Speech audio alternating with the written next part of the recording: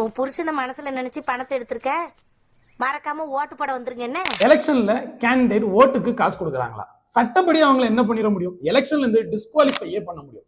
டிஸ்குவாலிஃபிகேஷனுக்கு நிறைய ஃபேக்டர்ஸ் இருக்கு. இந்தியாவோட சிட்டிசன் இல்லை அப்படின்னா அவங்க எலெக்ஷன்ல நிக்க முடியாது. அவங்களோட கவர்மெண்ட் சேலரி பர்சனா இருக்காங்க அப்படிங்கிற பட்சத்துல அவங்க அதை ரிசைன் பண்ணிட்டு எலெக்ஷன்ல நிக்கலாமே தவிர ஆபீஸ் ஆஃப் ப்ராஃபிட்ல இருந்துட்டு அவங்க எலெக்ஷன்ல நிக்க முடியாது. ஒருவேளை அவங்க சட்டப்படி தண்டிக்கப்பட்டிருக்கிறாங்க, கிரிமினல் கன்விக்டடா இருக்கிறாங்க, 2 வருஷத்துக்கு மேல சிறை தண்டனை தீர்ப்பா இருக்கு அப்படின்னாலுமே அவங்க எலெக்ஷன்ல நிக்க முடியாது.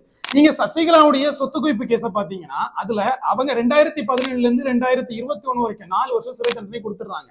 6 வருஷம் டிஸ்குவாலிபிகேஷன், அதாவது 2027 வரைக்குமே அவங்க எலெக்ஷன்ல நிக்க முடியாது.